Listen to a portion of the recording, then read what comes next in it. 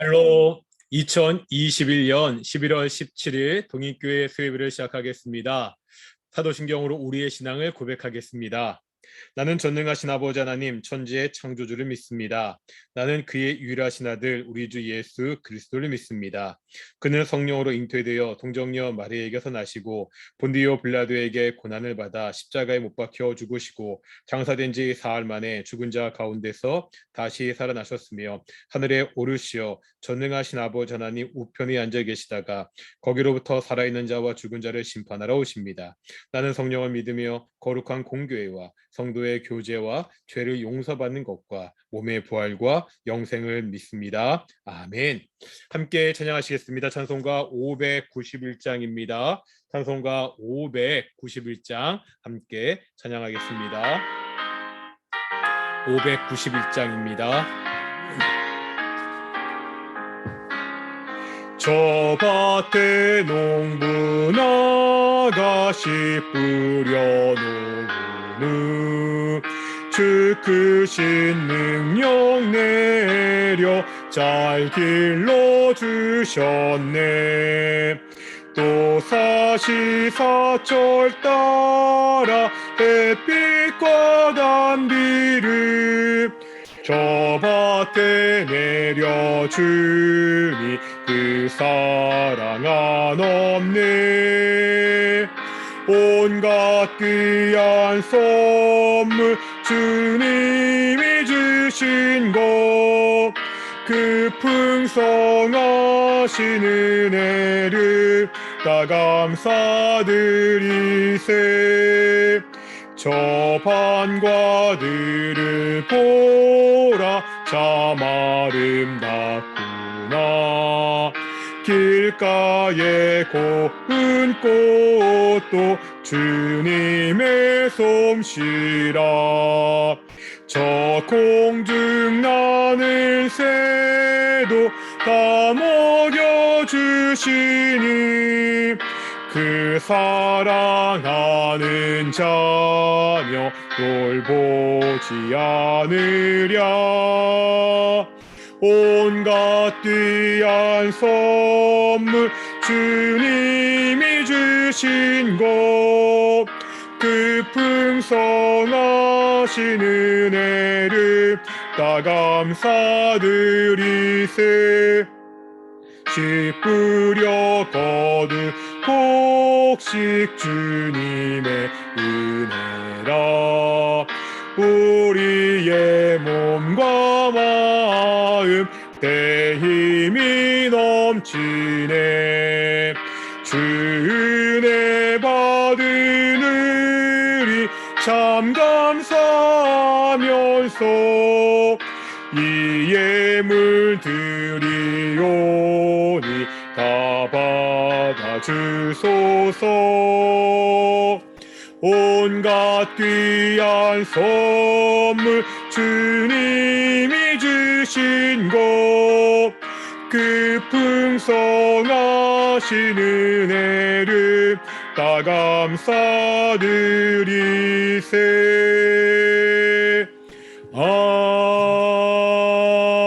아멘. 기도하겠습니다. 거룩하고 존귀하신 아버지 하나님 감사드립니다. 오늘도 우리가 이렇게 수요 예배로 하나님 앞에 나와 있습니다. 하나님, 코로나19가 참 오랫동안 지속되면서 여러 가지로 어렵고 힘든 일들도 많았습니다. 또 동인의 가정마다 또 여러 가지 질병과 어려움 때문에 힘들어한 가정들도 있었습니다. 하지만 1년을 돌아보면 그때마다 하나님이 우리와 함께 하셨고 가장 선한 길로 좋은 길로 인도하셨습니다. 그러기에 감사합니다. 이번 주일 우리가 추수 감사 주일 예배로 드립니다. 이 예배를 통하여서 다시 한번 1년 동안 우리를 신실하게 인도하신 하나님의 은혜를 묵상하며 감사하는 귀한 시간이 될 수 있도록 인도해 주시옵소서. 주께서 우리에게 주신 그 복을 세워보는 귀한 시간이 될 수 있도록 인도해 주시옵소서. 감사드립니다. 이 모든 말씀 예수님의 이름으로 기도드렸습니다. 아멘. 예, 반갑습니다. 우리가 오늘도 하나님 말씀을 배울 텐데요. 이제 우리가 지난주까지 그 통일 왕국 시대를 다 배웠고 이제 분열 왕국 시대로 넘어가게 됩니다. 새롭게 넘어가니까 다시 한번 우리가 한번 정리를 좀 해볼게요. 우리가 구약의 시대들을 이렇게 쭉쭉 구분했었죠. 다 기억나시죠? 한 번씩 할 때마다 다시 한번 기억하시면 되고 뭐 잊어버렸다고 너무 그렇게 나는 자꾸 잊어버릴까 그런 생각하실 필요 없고요. 우리 가장 먼저 무슨 시대였죠? 창조 시대, 그 다음에 족장 시대, 출애굽, 광야 시대. 그 다음 뭐죠? 관한 정복 시대. 그 다음 사사 시대. 우리가 지난주까지 배웠던 통일 왕국 시대. 이제 이번 주부터 배울 분열 왕국 시대, 잔존 왕국 시대, 포로 시대, 회복 시대, 이렇게 해서 총 10시대를 배웠습니다. 다시 한번 해보겠습니다. 가장 먼저 무슨 시대였다고요? 창조 시대였죠. 그 다음 족장 시대. 제가 조금 늦게 대답하는 것은 먼저 대답하시라고요. 족장 시대 다음에는요, 출애굽 광야 시대. 그 다음에요, 가나안 정복 시대. 가나안 땅을 정복했으니까 그곳에 정착해야 되잖아요. 다음에 사사시대. 사사시대가 끝나고 드디어 왕국이 들어서는데 아직 나라가 갈라지기 전인 그 왕국을 통일왕국 시대. 나라가 둘로 갈라졌죠. 분열왕국 시대. 그 나라 중에서 먼저 북이스라엘이 아수르에서 멸망을 당하고 남유다만 남게 됩니다. 잔존 왕국 시대. 남유다도 바벨론의 침입으로 결국 멸망하고 말죠. 그래서 이스라엘 백성들이 포로로 끌려가죠. 무슨 시대죠? 포로 시대. 포로에서 끌려간 이스라엘 백성들이 하나님의 은혜로 다시 돌아오게 되죠. 그 시대를 우리가 회복 시대라고 부릅니다. 이렇게 해서 우리가 구약의 10시대를 배우는데 우리가 지난주까지 배웠던 게 통일 왕국 시대였습니다. 3명의 왕에 대해서 배웠죠. 그리고 왕 이전에 1명의 선지자, 사무엘 선지자를 배웠고 그 다음에 이스라엘의 첫 번째 왕이었던 사울왕, 다음 다윗왕, 세 번째 솔로몬 왕을 배웠습니다. 이제 솔로몬 왕이 죽고 나서 그 다음 세대의 이야기를 들을 텐데요. 그 시대를 우리가 분열 왕국 시대, 또 분열 왕국 시 다음에 잔존 왕국 시대라고 이야기합니다. 분열 잔존 왕국 시대인데 성경으로 보면은 열왕기 상, 열왕기 하와 역대하, 그러니까 역대 상의 내용은 주로 통일 왕국 시대를 다루고 있고 이제 그 역대하에서 이 잔존 왕국 시대와 분열 왕국 시대를 다루고 있습니다. 그럼 어떻게 나라가 둘로 나뉘었느냐? 이게 전체 이스라엘이었는데 이렇게 둘로 나눠지게 되죠. 그래서 북쪽에 북이스라엘, 남쪽에 남유다 이렇게 두 나라로 갈라지게 됩니다. 그래서 이 남유다에는 그 유다 지파와 베냐민 지파와 남게 되고 이 북이스라엘은 나머지 10지파가 그렇게 있게 됩니다. 그리고 보는 김에 지도를 보면은요 굉장히 다양한 나라들이 이스라엘 주변에 있는 것을 볼 수가 있죠. 이쪽에 페니키아, 아람, 암몬, 모압, 에돔, 블레셋. 그러니까 이 가나안 땅이 하나님이 주신 약속의 땅인데 이 땅은 여전히 주변의 악한 나라들과 전쟁을 치러야 되는 그러한 땅인 것을 알 수 있습니다. 이것을 통해서 다시 한번 어떻게 가나안 땅에서 우리가 살아갈 수 있느냐, 하나님을 의지해야만 살아갈 수 있다는 것을 다시 한번 확인하게 됩니다. 여기 나오는 나라들은요 우리가 계속해서 이 분열왕국 시대에도 자주 보게 되니까 대략 그냥 위치를 알아뒀으면 좋겠습니다. 그러니까 북서쪽에 베니키아, 여기에 수도가 두로고요. 그 다음에 북동쪽에 아람, 수도가 다메섹이죠. 그리고 그 밑에 암몬, 모압, 에돔이 있고 이 서쪽에 블레셋이 있어서 이런 나라들과 싸움을 하기도 하고 또 협력하기도 하면서 계속해서 이 왕국 시대가 지속되는 것을 우리가 볼 수가 있습니다. 그래서 우리가 분열왕국 시대와 잔존왕국 시대를 배울 텐데 분열왕국 시대를 총 16가지로 나누어서 배울 거고요. 잔존왕국 시대를 우리가 둘로 나눠서 배울 텐데 굉장히 복잡하잖아요. 분열왕국 시대가. 왜 그러냐면은요. 이 분열왕국 시대를 기록하면서 열왕기서 같은 건 어떻게 기록하냐면 먼저 예를 들어서 북이스라엘의 역사를 기록했으면 그 다음에는 남유다의 역사, 그 다음에는 다시 북이스라엘 역사, 남유다의 역사 이런 식으로 교차로 이렇게 하다 보니까 이렇게 굉장히 많이 구분이 되고요. 그에 비해서 역대하는 그냥 남유다의 역사만 쭉 기록하는 것을 볼 수가 있습니다. 우리가 기본적으로 그 열왕기 상하의 말씀을 기준으로 이 분열왕국 시대를 볼 것이고요. 그래서 맨 처음 1번에 보면은 왕국의 분열이 있죠. 이 왕국의 분열부터 이스라엘 역사, 남유다 역사, 또 북이스라엘 역사, 그 역사 가운데 북이스라엘의 아방 이야기가 있고 남유다를 다시 배우면서 여호사밧 이야기 이렇게 쭉 역사를 공부하면서 마지막으로 분열왕국 시대 북이스라엘의 멸망까지. 그래서 왕국의 분열부터 북이스라엘의 멸망까지가 분열왕국 시대고 말 그대로 잔존왕국 시대는 남아있는 그 유다의 역사를 배우고 어떻게 이 유다가 바벨론에 의해서 멸망당하고 바벨론이 이 남유다를 어떻게 통치하느냐 이렇게 해서 우리가 밑에 잔존왕국 시대까지 함께 배우게 됩니다. 드디어 이렇게 해가지고 이제 분열왕국 시대가 시작되게 되는데 어떻게 분열왕국 시대가 시작되고 어떻게 북이스라엘 초기 역사가 이루어지는지 오늘은 이제 여기까지만 배울 텐데요. 솔로몬이 죽었잖아요. 솔로몬이 죽은 다음에 그 아들이 르호보암이 왕이 되게 됩니다. 보겠습니다. 12장 1절 보실까요? 12장 1절 보면 르호보암이 세겜으로 갔으나 이는 온 이스라엘이 그를 왕으로 삼고자 하여.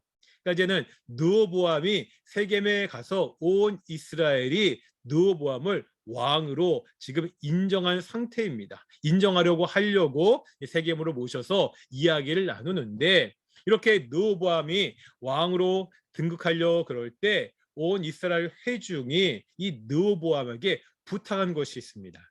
그 부탁한 내용이 12장 4절에 나오거든요. 한번 12장 4절 말씀 볼까요? 12장 4절입니다. 왕의 아버지가 우리의 멍에를 무겁게 하였으나 왕은 이제 왕의 아버지가 우리에게 시킨 고역과 매운 무거운 멍에를 가볍게 하소서. 그리하시면 우리가 왕을 섬기겠나이다. 우리가 앞서 솔로몬 왕의 시대를 보았잖아요. 그 시대는 정말 영화롭고 찬란한 그 왕국의 전성 시대였습니다. 그런데 그러한 명도 있었지만 암도 있었다는 거죠. 어떠한 문제가 있었죠?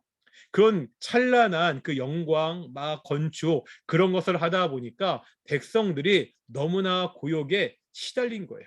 너무나 무거운 멍에를 맸던 그러한 시대였습니다. 그러니까 지금 그 온 회중이 르호보암에게 특히 이스라엘의 지파들이 르호보암에게 요구하고 있죠. 우리에게 이 멍에를 가볍게 해 주십시오. 이것을 지금 사람들이 요구하고 있습니다. 이 말을 듣고 르호보암이 나에게 잠깐만 시간을 달라고 하고 그 신하들과 그렇게 의논하게 됩니다. 그래서 먼저 6절 보실까요?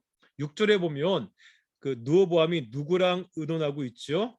아버지 솔로몬 생애에 함께 있던 노인들에게 의논합니다. 그러자 그 노인 오래된 신하들이 뭐라고 대답하고 있습니까? 그 백성들의 멍에를 가볍게 해주는 것이 좋습니다. 그렇게 대답하고 있습니다. 이 말을 듣고 그냥 백성들에게 갔으면 좋은데 르호보암이 여기서 끝이지 않고요. 8절에 보면 누구에게 또 의논합니까? 자기와 함께 자랐던 어린 사람들. 다시 말하면 아까 노인들은 솔로몬 때부터 있었던 그 신하들입니다. 오래되는 신하들입니다. 사실 자기의 신하라기보다도 물론 자기가 왕이는 왕이지만 아버지 때의 신하들이잖아요. 이제 정작 자기와 함께 다스릴 그 어린 신하, 말 그대로 자신의 신하들과 그렇게 의논하게 되는데 뭐라고 이야기합니까? 이 신하들은 안 된다고. 왕의 권위를 가볍게 하면 안 된다고 더 쉽게 이스라엘 백성들을 다스릴 거라고 그렇게 이야기하라고 충고합니다.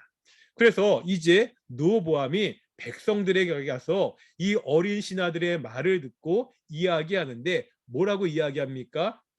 11절 보실까요? 11절입니다. 이렇게 대답하고 있지요. 내 아버지께서 너희에게 무거운 멍에를 매게 하였으나 이제 나는 너희의 멍에를 더욱 무겁게 할지라. 우리 아버지가 너희를 굉장히 무겁게 멍에를 매게 했는데 나는 어떻게 한다고요? 더 무거운 멍에를 매게 할 것이라고 이야기합니다. 그러면서 이렇게 이야기합니다. 내 아버지는 채찍으로 너희를 징계하였으나 나는 전갈 채찍으로 너희를 징계하리라. 아버지가 너희가 너희한테 노역을 시킬 때 말을 안 들으면 그냥 채찍으로 너희를 다스렸지만 나는 그냥 채찍이 아니라 어떤 채찍이라고요? 전갈 채찍으로 내가 너희를 다스릴 것이라고 그렇게 이야기하고 있습니다. 우리가 이걸 어떻게 봐야 되죠? 이것이 르호보암이 자신의 정치 체제를 선택한 거잖아요. 이게 뭐 민주주의, 뭐 독재정, 뭐 그런 공화정 그런 차원의 문제는 아니겠지만 물론 왕정이잖아요. 왕정이지만 그래도 백성들 위민 더 위하는 마음으로 백성들을 위로하고 함께 가는 그러한 정치 체계를 선택할 것이냐 아니면 이 백성들은 좀만 잘해주면 더 막 지금처럼 막 더 기어 오르기 때문에 더 강하게 눌러야 된다. 더 억압하고 그렇게 해야 이 나라를 잘 다스릴 수 있다. 뭐 그러한 독재정 그런 걸 선택했느냐 이런 정치 체계의 문제가 아니라는 겁니다. 그래서 결국 나라가 둘로 갈라지게 되는데 르호보암이 이 백성들의 말을 듣지 않은 것은 단순히 자신의 정치 체계를 어떠한 것으로 선택하냐의 문제가 아니라 우리가 12장 15절 보시겠습니까?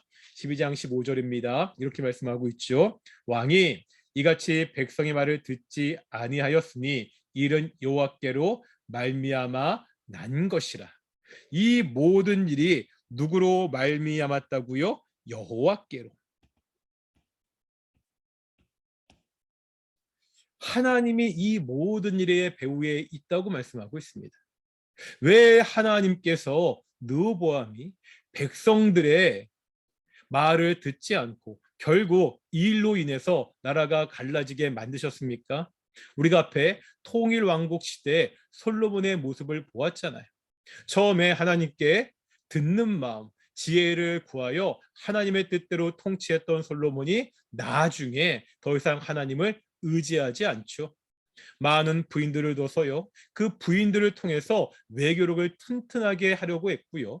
그런데 그 문제가 뭐였죠? 그러면서 그 외국의 다른 나라의 부인들이 우상을 이방 신상을 가져와서 예루살렘 성전에서 이방 신상을 함께 섬긴 일이 벌어지게 됩니다.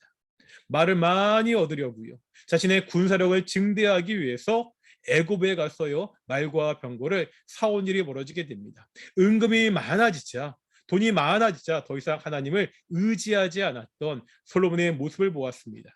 하나님이 이런 솔로몬에게 여러 차례 나타나셔서 경고하셨지만 솔로몬이 끝내 이 경고를 듣지 않으셨죠.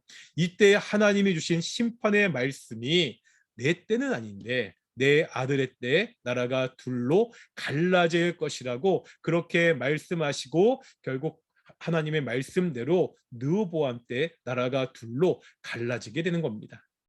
이스라엘이 둘로 갈라진 것은 당시 뭐 북쪽 지파들, 남쪽 지파들의 무슨 그 지역 감정의 문제나 단순히 르호보암이 어리석은 왕이었기 때문이 아니라 하나님의 심판이라는 것을 다시 한번 보여주고 있습니다. 이스라엘 역사는 하나님이 주관하시는 역사고 오늘날 우리의 역사도 결국 하나님이 주관하신다는 것을 다시 한번 보여주고 있습니다. 그렇다고 이 말이요 르호보암은 아무런 잘못이 없다는 것이 아닙니다. 르호보암은요 잘못된 선택을 했습니다. 그 잘못된 선택, 자신의 선택에 대한 대가 그것은요 르호보암이 받아야 됩니다. 그런데 이 모든 것들을 통해서 하나님은 자신의 뜻을 이루어 가신다는 거죠. 그래서 결국 북쪽의 사람들이 이 르호보암을 배신해서 나라를 세우게 되고, 우리 한번 12장 19절 보실까요? 12장 19절입니다. 읽어보겠습니다. 이에 이스라엘이 다윗의 집을 배반하여 오늘까지 이르렀더라. 여기서 이스라엘은 그 북쪽 지파 10개의 지파를 이야기하죠. 다윗의 집을 배반하여, 그러니까 남유다, 그다음에 다윗의 왕권을 배반해서 오늘까지 이르렀다. 계속 분열된 상태가 지속된다는 것을 보여주고, 그래서 20절 보겠습니다. 온 이스라엘이 여로보암이 돌아왔담을 듣고 사람을 보내 그를 공회로 청하여 온 이스라엘의 왕으로 삼았으니, 결국 누가 왕이 되는 거죠? 그 솔로몬 때 애굽으로 도망갔던 여로보암이 다시 돌아와서 이 여로보암이 북이스라엘의 첫 번째 왕이 되는 것을 볼 수가 있습니다. 그래서 이제 이렇게 되는 거죠. 이스라엘의 초기 역사라고 하는 것은 북이스라엘을 이야기하는 거예요.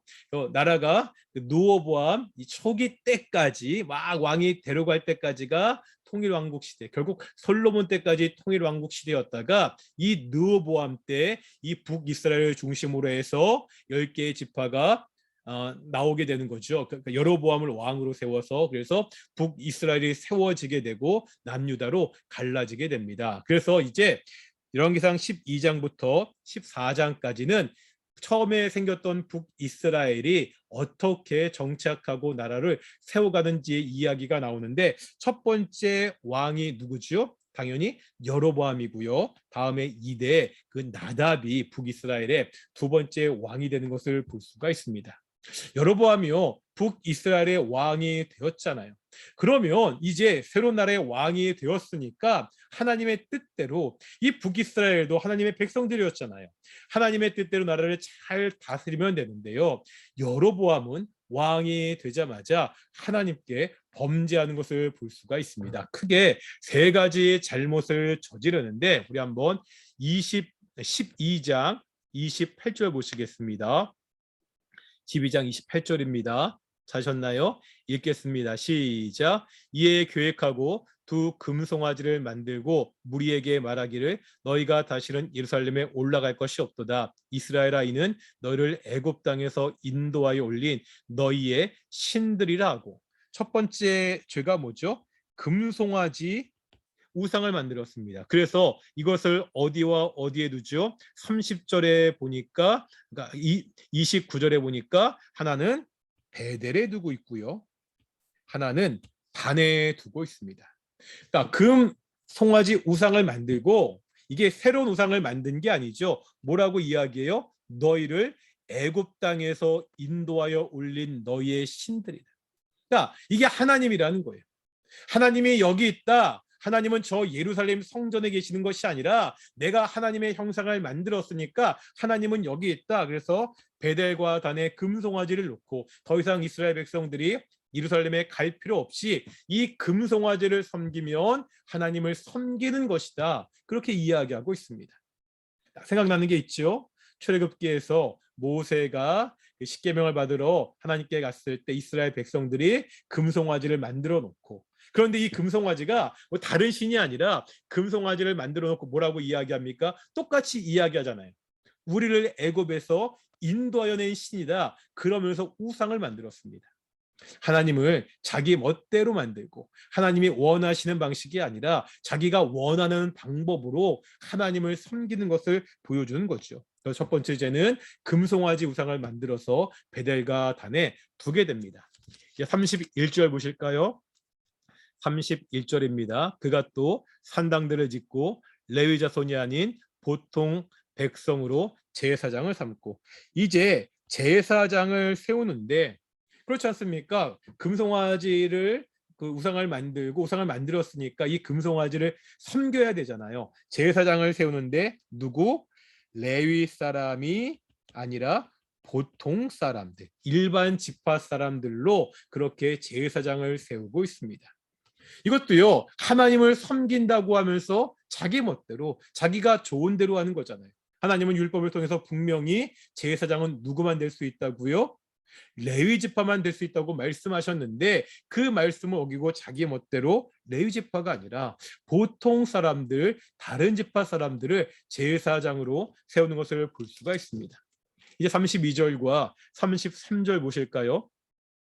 여덟째 달 곧 그달 15째 날로 절기를 정하여 유다의 절기와 비슷하게 하고 제단에 올라가되 베델에서 그와 같이 행하고 그가 만든 송아지에게 제사를 드렸으며 그가 지은 산당의 제사장을 베델에 세웠더라. 그가 자기 마음대로 정한 달 곧 여덟째 달 15째 날로 이스라엘 자손을 위하여 절기로 정하고, 뭐 하고 있죠? 절기도 자기 마음대로 정하고 있습니다.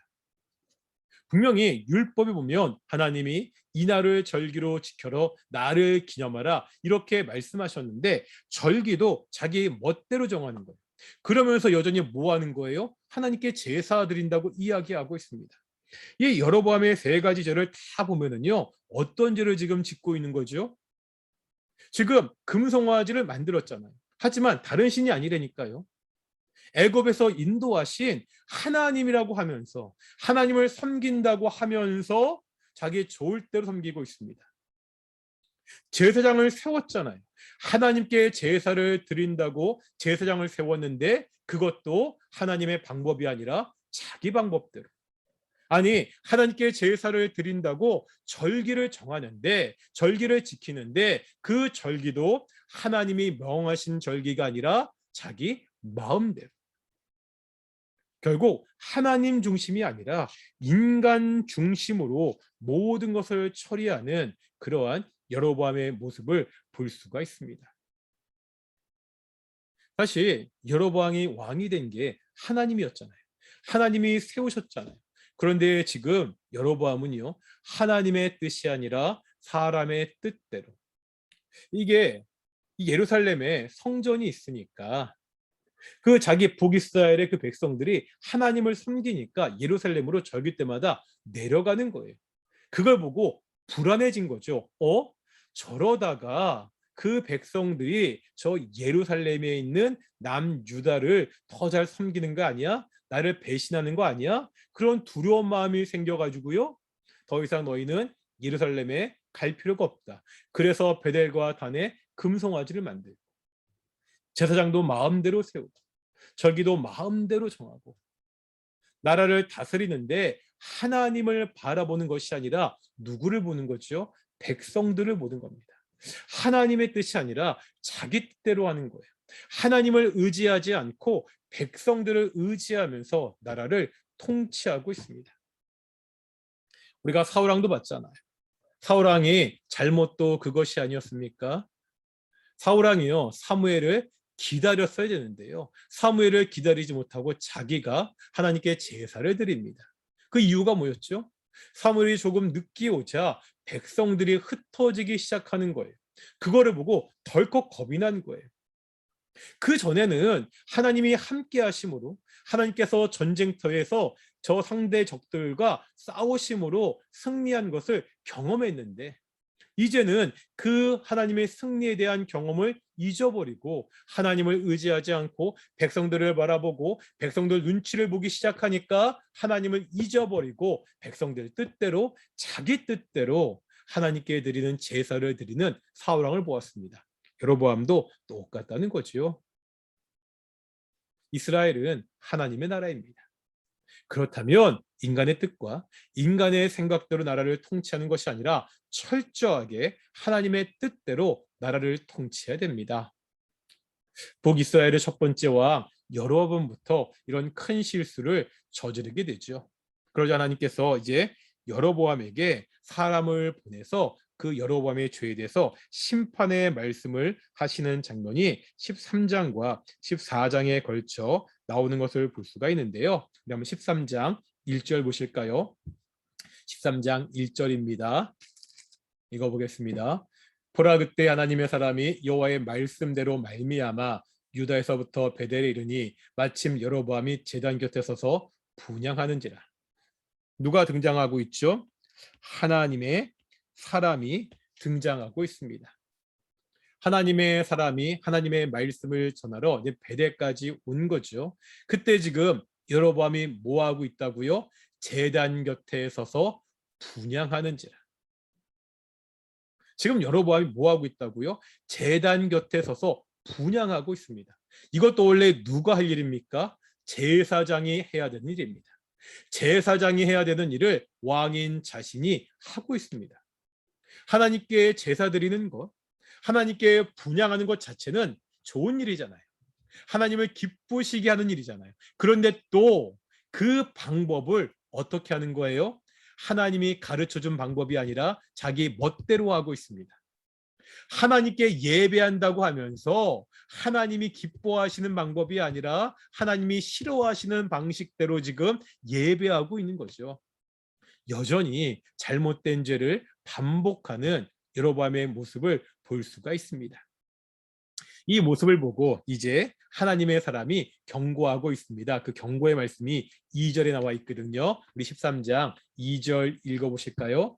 하나님의 사람이 제단을 향하여 여호와의 말씀으로 외쳐 이르되 제단아 제단아 여호와께서 이와 같이 말씀하시기를 다윗의 집에 요시아란 이름하는 아들을 낳으리니 그가 내 위에 분향하는 산당 제사장을 내 위에서 제물로 바칠 것이요 또 사람의 뼈를 내 위에서 사르리라 하셨느니라 하고 하나님의 사람이 경고하는 겁니다. 이 산당 제사장이 오히려 제물이 될 것이다. 아주 무섭게 경고하고 있거든요. 그런데 그 경고를 누구에게 하고 있습니까? 2절에 보면 누구야 누구야?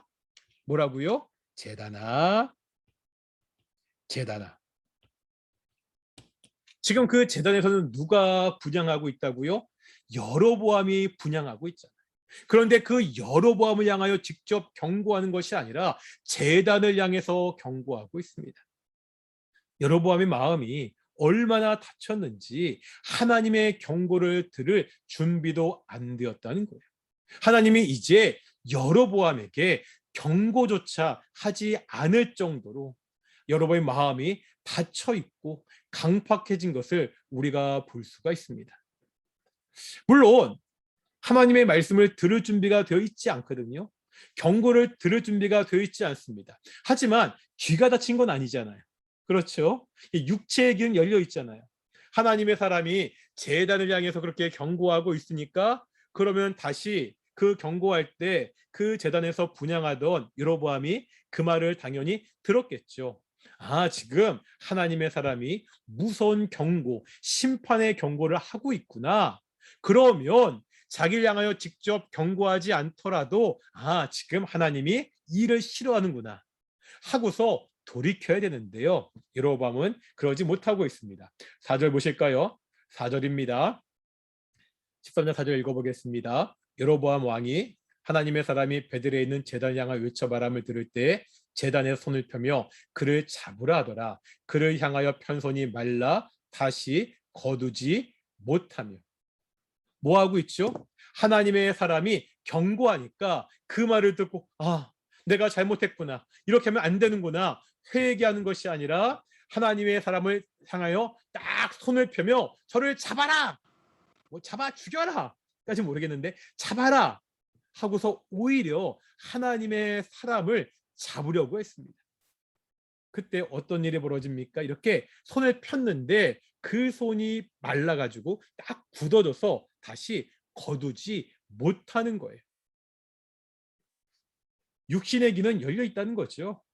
하나님의 사람의 경고는 귀로 들었어요. 그런데 그 경고가 듣기 싫은 거예요. 하나님의 경고를 들을 영적인 귀는 닫혀 있기 때문에 그 경고를 듣고 자기가 회개하는 것이 아니라 하나님의 사람을 잡으려고 했습니다. 그때 하나님의 심판이겠죠. 그 손이 말라 굳어져서 움직이지 못하게 됩니다. 그렇게 되자 그때서야 여로보암이 그 하나님의 사람에게 자신의 손을 고쳐달라고 이야기하고 결국 선지자 그 하나님의 사람이 이 손을 고쳐주게 됩니다.